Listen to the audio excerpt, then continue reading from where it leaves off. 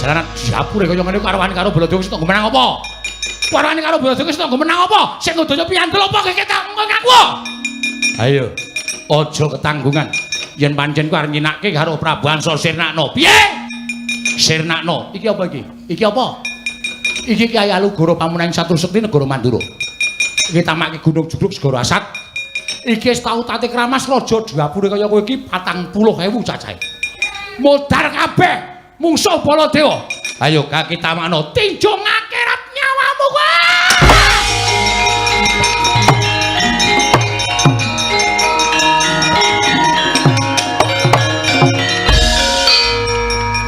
Mongso iso glawat.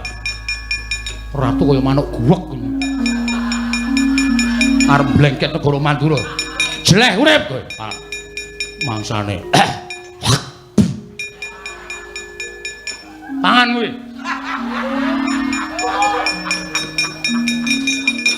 Werkudara. Werkudara. Hai. Bengak-bengok. Anggepmu apa? Hamsa Dimbaka ki mungsuhku. Ha iki sing gawe tuk sembring perkara sing kowe. Ya ta? Ya ta? Iya. Kowe mesti. Ayo.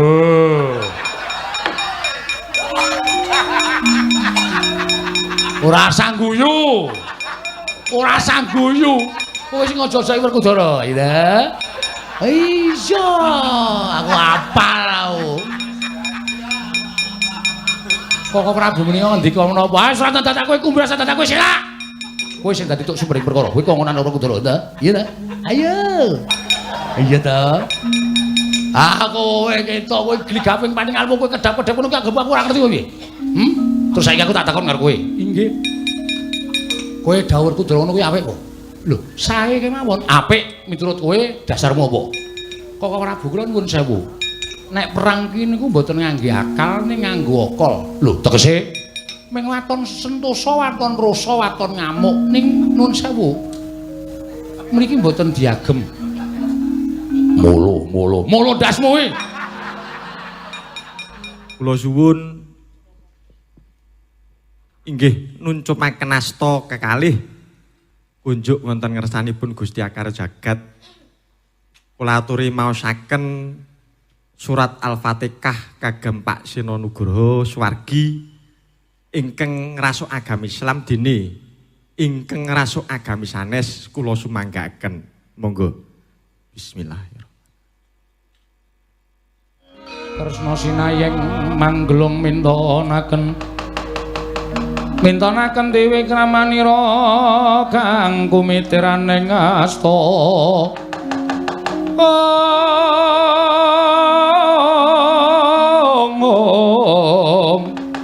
Kang kumitiraning asta aneng asta. Werkudara. Nggih. Jumbuh kalawan penggaling pun Kakang. Jumbuh arwatimu tegese piye? Werkudara apa? Nalika semana pun Kakang ngrembug babakan sesaji kurban. Yo. Lan malah aku arep takon karo kowe. Takon perkara apa? Yen pancen eneng Nalindra sing watak Yangkara putrine Candala kuwi kandha. Aku sing bakal mbondo tangane ngerincung sikile yen ora ono sing mentala mateni tak patenane. Supaya Sajrajasaya bisa kelakon. Werkudara, apa? Kowe tak kandhani ya. Hamsa iki mau sejatine niate ora kok nyilih pustaka Jamus Klimasada, nanging mung kepengin ngrangket Ratu Ngamarta. Dasarmu apa kowe paring dawuh kaya mengkono? Hamsa Nalindra ing Bata Sarimbak iki janjane iki kongkonane Nalindra ing Giribajra jejuluke Prabu Jarasandha. Ratu Giribajra jejuluking Prabu Jarasandha. Iya. Ana panunggalane kondang kumandang pun Kakang wis krungu. Hamsa kuwi duwe dulur enom ya kuwi jenenge Dimbaka. Kuwi sak ratu sekti Mahambara. Lan didhawuhi dening Prabu Jarasandha ing Giribajra kudu iso ngrangket ratu cacahe 100. Monggo tekan dina iki Ratu Prabu Hamsa kuwi wis ngrangket ratu cacahe 97. Kena ngapa dadak ngrangket ratu cacah 100? Merga Jarasandha bakal nganakake sesaji Ludra, tegese sesaji konjuk marang dewane Ngangkara Murka. wondene Ratu Satus mau bakal dibekakak dibeleh dening Prabu Jarasandha kinarya syarat srana sesaji konjuk Sang Hyang Bathara Rudra. Wah, menungso kepanjingane iblis. Jarasandha wani bakal bekakak Ratu Satus sing tanpa dosa. Lan 97 ratu ingkang dirangket dening Prabu Amsa iki mau wis dilebokke pakunjaran dening Prabu Amsa lan dimbaka ning pakunjaran negara Giribajra. Lan ganepe kurang 3. Ganepe kurang 3 ing ngendi wae? Kurang 3 kuwi 1 Ngamarta, 2 Ndarawati, 3 Mandura. Iblis lanat ngrasani negaraku parat.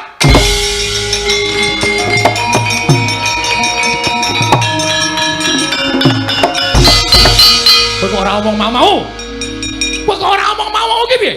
Lah kok dadi saiki lagi ngandhakake Hamsa ki bakal ngrangket negara Mandura. Wani nantang Nata Mandura Prabu Baladewa. Ngrasani marang Nata Mandura jeleh urip nyawang dilare jagat bakal dhewe.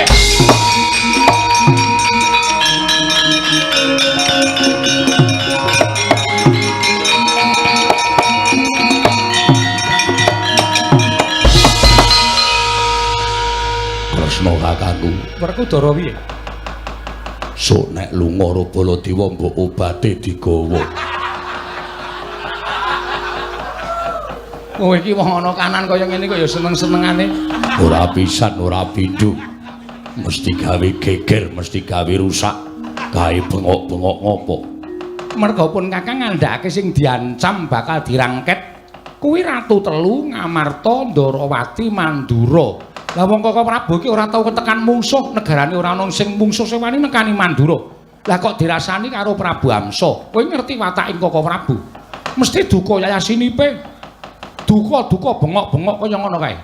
Wah, sing lara atiku. Lho kok sing lara atimu piye? Sing nantang Hamsa aku kok sing cenanangan kono. Ngremehke Werkudara, dikira aku ra wani karo Hamsa. Wis mengko ndak malah kriwikan dadi grojogan, geguyon dadi tangisan. Wis ora apa-apa. Wis to, nengno wae. Kaka Prabu mengko men perang karo Hamsa karo Dimbaka. Mengko tak menehi dalan males paraning atimu. Tenan? Iya. Ora pidak jempol karo kakangmu. Ora. Engko tak menehi dalan males karo kadangku Mandura. Janji ora ditenono. Wah, cuwek. Ancamane kok nyemelangi. Dicuwek kuku Pancana kuwi anggape kuku Pancana ki pusaka lho Werkudara. Ya wen. Yayi, kula wonten maring dawuh. Kula nenggo sabdanipun Nyai Darmaji. Kaka Prabu, babakan kurban kula mboten cawe-cawe. Wis ora usah melu-melu, pasrahno karo aku. Aku Kresna lan Jlamprung kang bakal golek saji kurban. Nek kula sedewa kok nyawisake uba rampene kula wetu negara Ngamarta, pala kependhem, pala kesimpar, pala gumantung. Barep kakangku aku percaya sampeyan Darbi Kadang sarta Sumitra Brahmana ingkang akeh. Sartane duwe Sumitra Nalindra ingkang akeh klumpukna. Dimas Werkudara iya. Menawi tela mekaten Nyai tumunten kula keparengana dinten sakmangke ngrumiyini medal pasewakan pareng paduka Kanjeng Kaka Prabu. Maranata sagung para prajurit supados samangke saged anambak lampahipun Prabu Amsa lan Dimbaka. Kula semanggaken. Aku ya njaluk pamit ndereke Kresna kakangku. Werkudara sing ati-ati aja kaya bocah cilik. Kaka Prabu nadyan kula nyuwun pamit madal pasilen Arjuna mangsa borong Yayi derekna Kanjeng Kaka Prabu ing Ndarawati nuwun ngestaken dawuh. Sampun maripurna kepareng kula madal pasilen Kaka Prabu sembah kula ingkang nderekaken Jengkara Paduka inggih Yayi ngestaken dawuh.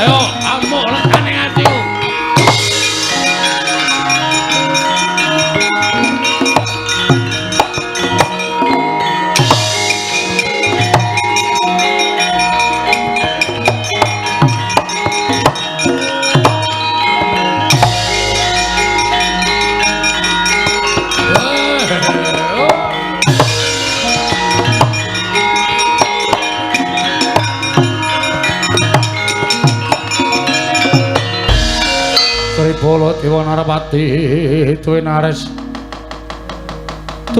swara Kresna kalangkung tresnanira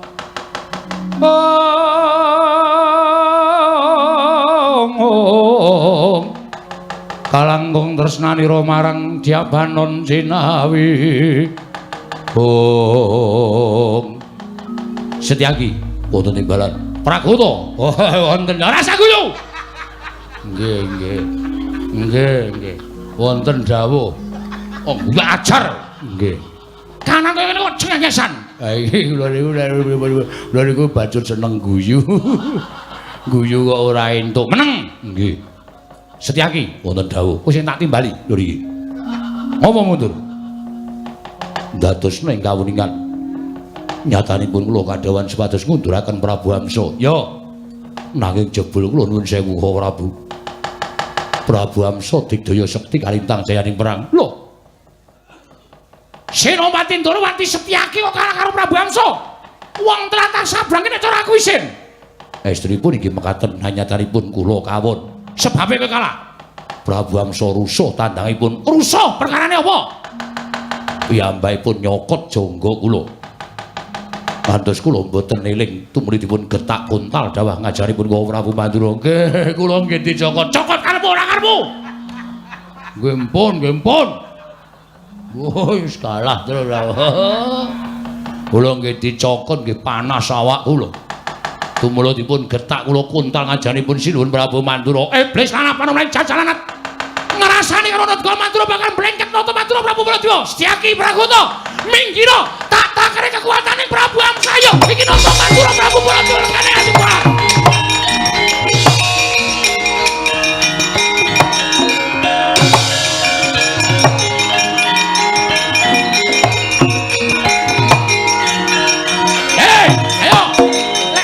Gantine kopomu iki Nata Mandura Prabu Baladewa Amsa kowe ora gelem bali tinju akhirat nyawamu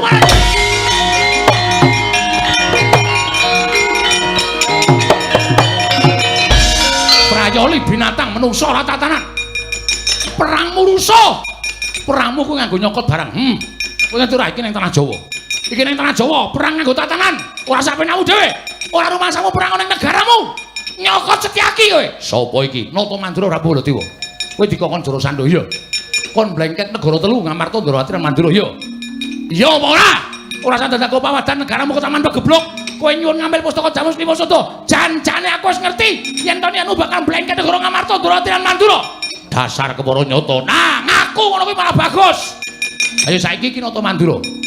Gage Mandura blengketen. Mandura bedan. Ratu Mandura ora mung kowe. Ning Nalendra Ndarawati Nalendra Ngamarta bakal tak bondo tare tak krincung sikile lebokke pakunjaran piye muni piye kowe muni piye cangkemmu iki muni piye iki muni negaramu bakal tak blengket Mandura Ndarawati Ngamarta bakal tak bondo tangane tak krincung sikile lebokke pakunjaran wah gugu karepe dhewe kemewat kono gem jimat kowe wani ndados siapang kowe ngrasani Nata Mandura bakal tak bondo wareng bedan negara Mandura pengen tinju akhirat nyawamu kan wah ayo gage mungsuh Nata Mandura saka tanggungan ayo ge ngantemo bagus kurang seklimu kedua kurang gawan bedatya saya untuk ngarep sekliburi orang lakon mati kene Praja derajat apa diampun wah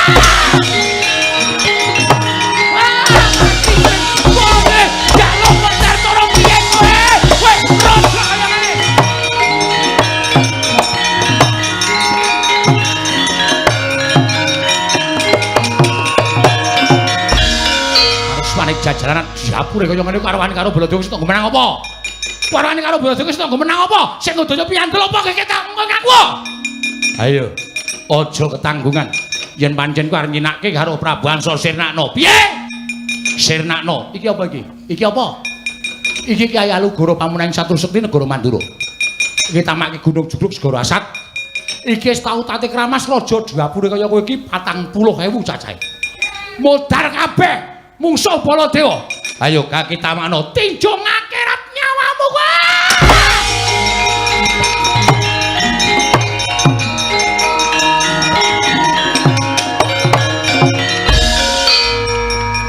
Mongso iso nglawat.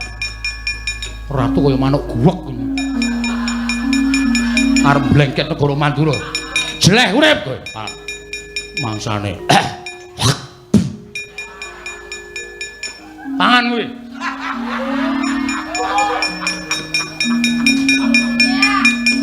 Kocap kacarita nalika semanten njer babah ndepani lemah tutuk ngorok kaya kawah.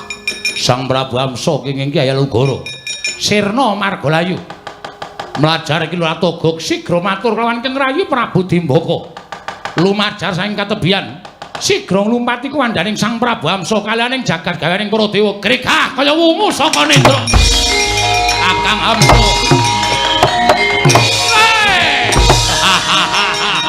Ayo Prabu Baladewa Jamundare.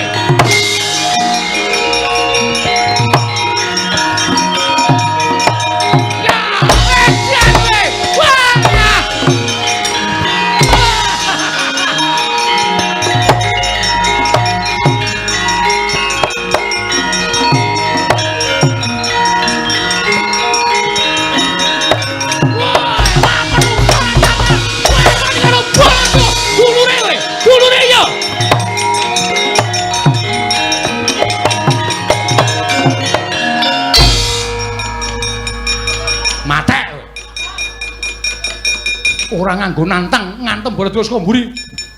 Menungso ra tatanan modar kowe nusula kakangmu. Rupane padha. Antil kaya Ayalugara modar. Aduh kesandungan.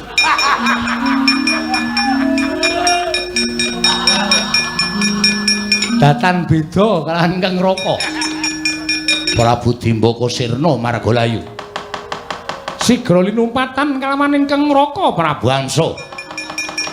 Nalika semanten gawaning para dewa kalawaning jagat gregah kaya wungu saka nendra. Yayi Dimbaka tangi aja kaya bocah cilik. Wah! Ayo amuk. Weh! Ayo endi wong ngamarna?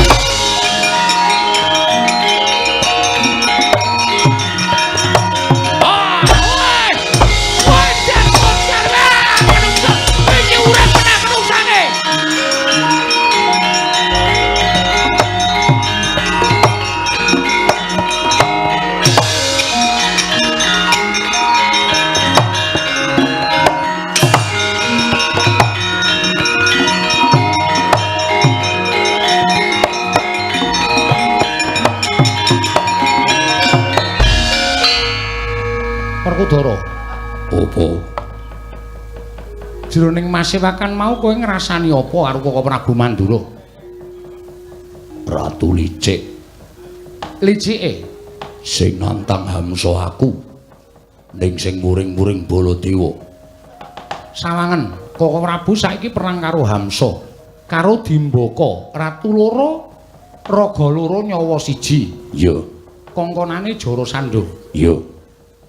Kowe arep males ora? Males ngopo? Males wirangmu kowe nantang Hamsa sing nesu Koko Prabu Mandura terus sing temandang Koko Prabu Mandura. Tegese Koko Prabu rak ngrebut mungsuhmu to? Iya. Galuh kae Koko Prabu saiki kebingungan.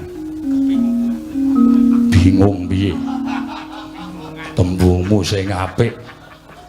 Karepku kuwi bingung penggaling Koko Prabu Mandura. Iya.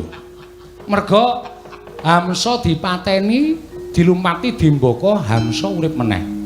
Dimbaka dipateni dilumpati Hamsa, Hamsane urip meneh. Koko Prabu kae pancen sekti digdaya, ning nek tumandang ki nggunakake akal, ora nggunakake akal. Wong mateni ratu kae ki jane gampang. Upama loro dipateni bareng kae wis ora bakal iso urip meneh. Ning Koko Prabu ora iso menggali tekan semono. Merga wis kesurung rasa mubal babaring ngarepson wekasan akal budine ilang. Yo. Terus kowe maju. Ratu loro ae dunen kumba sirahe nganti pecah kabeh. Engko rak mati kabeh. Ngurek Baladewa nesu. Kowe omongo yen Baladewa ya lancang. Kok ngrebut mungsuhe Werkudara. Ngonek wonge ngeyel. Kowe wedi kok? Ora. Tandangi lho. Tenan. Iki ngopo lho Werkudara kok tenan? Mergane kowe adine. Nek kowe wis ngentuke tak tandangi tenan. Ya aja iki mau rak ming tembung sembrono to. Nek kira-kira kono nesu mengko tok wangsuli. Aku kira tau omongan akeh. Omong aku ya nganggo kepelan utawa nganggo sikil. Nek nganti aku engko ora eling Baladewa tak dugang utawa tak jotos. Kriwikan dadi grojokan geguyon dadi tangisan diampet. Diampet wong kae nek cerewet ora kena diselani. Mesti muring-muring terus. Nek kowe engko bingung kowe ngundang aku. Kowe iki kerep ngapusi. Ngaku wae. Engko aku wis maju kowe lunga, engko nek geger Baladewa karo Werkudara, kowe guyu saka Dirgantara ya ora. Ora apa. Kowe iki kulino ngono kuwi. Sagedagan iki ora wis, ora aku tak neng kene ora lunga-lunga. Janji lunga ketemu ak candal tak banting. Iya bantingan ora pecah kok tok banting. Bantingan. Yen pancen kowe tanggung jawab ratu ora patenane. Nek ana murinane Baladewa aku wegah nanggapi. Kowe sing nanggapi. Iya tak tanggapi. Pira to nanggap Baladewa? Wah, ora sembrono iki rembugan tenanan. Lho, lah iya aku ya rembugan tenanan kok. Nek nanggapi kok Prabu Mandura wae pira tak tanggapane. Wah, mikira trajange dhewe.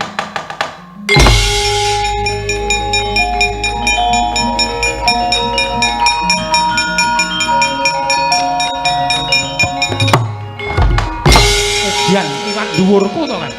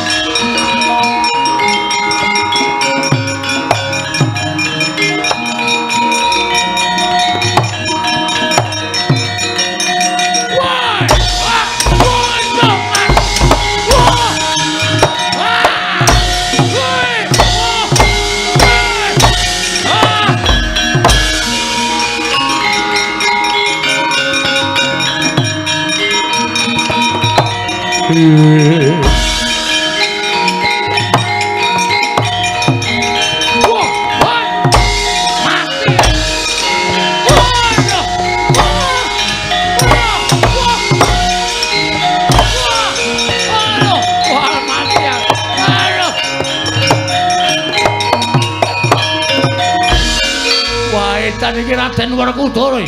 Waduh aku dicandak tangan kiwa. Aku dicekel tangan tengen. Wah. Ratu mulang sarak. Kandhani ora nggugu. Ora gelem bali dijung akhirat nyawamu. Aduh, Raden kula nyuwun mapunten Raden. Kula nyuwun mapunten. Waduh. Waduh. Wah.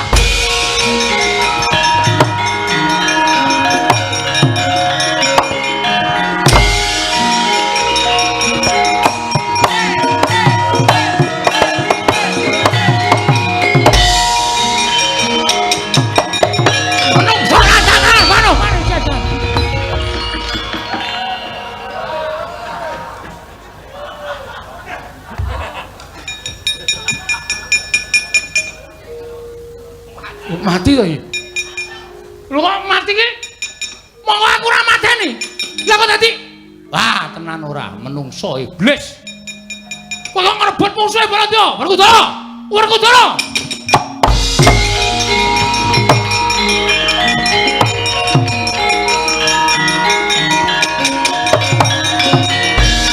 Hei. Anggepmu apa? Sing ngakon sapa? Sing dawuh sapa? ngerti Hamsa karo Dibaka ki mungsuhku. Kowe mungsuhku sing arep bleket negara Mandura, sing arep bedah negara Mandura. Lah kok tak pateni, kowe ngino karo aku, kowe ngecek karo aku ya. Mbok kira Baladewa kalah karo Hamsa karo Dibaka. Kowe nyias karo Baladewa. Kowe ngecek dipresani bae akeh, semene akeh wong sak negara Ngamarta nonton kabeh nggonku perang. Dikira Baladewa kalah karo Hamsa karo Dibaka. Kok nimbang ana ing peperangan. Kok nabung ana ing peperangan.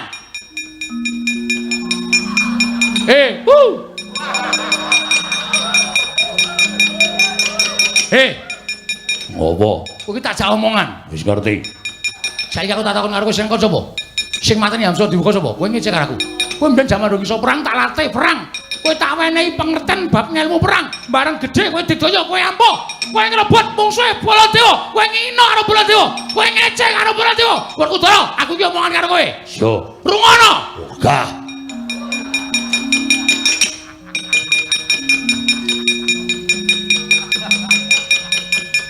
Wah. Aduh, iki ngapa iki? Ih, kowe. Ana ratu lungguh kok dibopong wae. Hei, Kakangku nesu. Kakangku sapa? Iwan. Iwan sapa? Baladewa. Kaya pelajaran SD wae. Iwan nesu sik nrenggalangi budi lho. Wah, unek-unek aku entek-entekan. Ngeyel. Aku wis wegah tok peksa. Werkudara. Werkudara. Hei. Bengak-bengok. Anggepmu apa? Hamsa Dibaka ki musuhku. Ha iki sing gawe tok sembring perkara sing kowe. Ya ta? Ya ta? Iya. Kowe mesti. Ayo.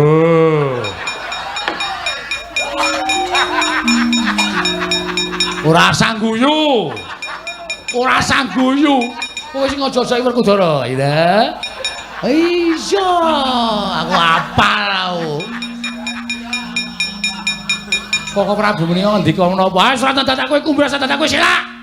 Kowe sing dadi tuk sumber perkara. Kowe kongonan Werkudara ta? Iya ta? Ayo. Iya ta? Aku kowe ketok kowe gligaping paning almu kowe kedap-kedap ngono ki anggap aku ora ngerti kowe piye. Terus saiki aku tak takon karo kowe. Inggih. Kowe dawuhku Werkudara ngono kuwi apik kok. Lho, sae kemawon. Apik miturut kowe dasarmu apa? Kok Prabu kula nuwun sewu.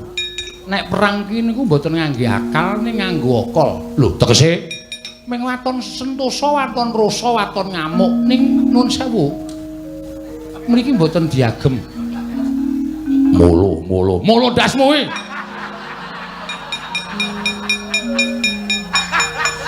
Karo kakane kok molok-molokke. Iya to, akal mboten diagem. Tegese piye? Kok Prabu menika namung ngginakaken okol, wong kekuatan menika iso suda. Tegese mangkene panjenengan menika kentekan kasantosan terus suda karosane bakale kalah. Ngono nek wong perang menika hitungane werna loro, nggunakake okol ya nggunakake akal. Nesu menika kenging, duka menika kenging, ning nganggo petungan. Ora kok duka terus muni-muni ngajar wong sak penake dhewe. Lah mriko le temandang sareh nganggo akal, mula panjenengan keseser. Aku ora rumangsa keseser. Ning nyatanipun mangke sekedap malih panjenengan menika badhe kawon. Wong panjenengan ora iso mitung. Hamsa mati dilumpati Dimbaka mati, urip.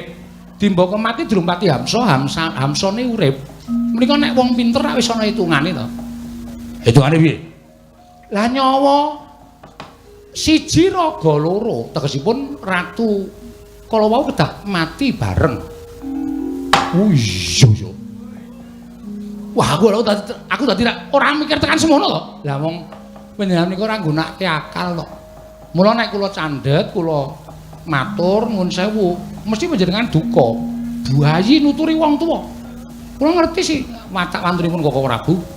Nek kula elingke buayi ngerti apa? Ngerti wong tuwa iki dulu perkaraku, mesti ngoten. Ya to Werkudara? Iya. Mula kula kongonan Werkudara kon mateni ratu menika ben ndang rampung. Lho panggep ora iso ngrampungi. Saged. Ning suwe. Iso ngrampungi ning suwe. Lho, sing digoleki ra ngono kuwi to. rampung ning suwe. Lah menika rak pekareman panjenengan. Ya aku ya beda. Lah apa butuhe ceket-ceket ndang rampung, ndang paripurna, ndang selesai. Lho. Iki omonganmu sak penake, Dik. Ndang rampung tegese ngono. Lah iya. Mila menawi kula dawuh Werkudara menika jenengan boten kenging duka. Lah ming tanggep Werkudara kuwi wong deksura ing patrap. Ngerti aku rung njaluk tulung wis diwangi. Mergi kula ingkang dawuh. Mesti kowe kok, mesti iki panggrana kanon kaya iki mesti kowe. Tok sumbere mesti kowe. Kowe ora pisan ora pindho mirang-mirang aku lho Kresna. Ora pisan ora pindho mirang-mirangke Baladewa. Nuwun pangapunten. Kula mboten niat mirang-mirangaken namung semantena kula namung badhe nggalo perkawis menika pikantuka dalan margi ingkang padhang tumuli paripurna. Sampun. Kala Prabu mboten kenging duka. Oh ngono. Inggih. Ya. Wis nesuwa. Wis dong apa urung? Ya wis ngerti. Nek wis ngerti aja nesu. Ora pun Kakang ora nesu. Koko Prabu kula nyuwun tulung. Piye? Arjuna kadawana supados sowan wonten ngasanipun ingkang rayi. Oh ya inggih ngestokaken dawuh. Koko Prabu kula mboten niat utusan kan Koko Prabu ning nyuwun tulung. Kongkonan karo njaluk tulung iki beda. Nganggo pikiran ora mingokol. Iki ngopo iki? Sedang mangkat. Janaka kon mrene. Iya. Mangkat. Mangkat rasa karo nesu. Sing nesu ki sapa? Ora ngomong nesu kok. Wah. Ning jaluki tulunge cangkeme cerewet. Cangkemmu kuwi. Isih krungu Werkudara, keseron kowe. Iya. Janaka wonten dawuh. Iki ngopo iku satria kok ngombe es teh? Timbali kakangmu ngestaken dawuh Koko Prabu.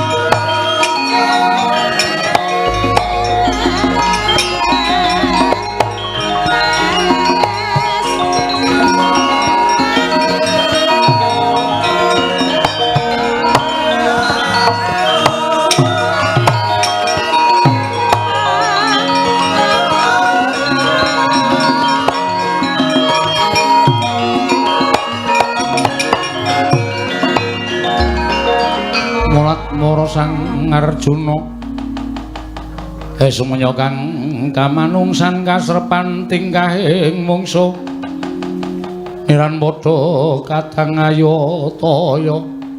Oh Arjuna wonten paring adhawu kaya aturing pun Kakang ngersani Prabu Darmakusuma yen to sesaji kurban ganjeling Sadrajajaya wis entuk inggih Nalindra Giribajra Prabu Jarasandha.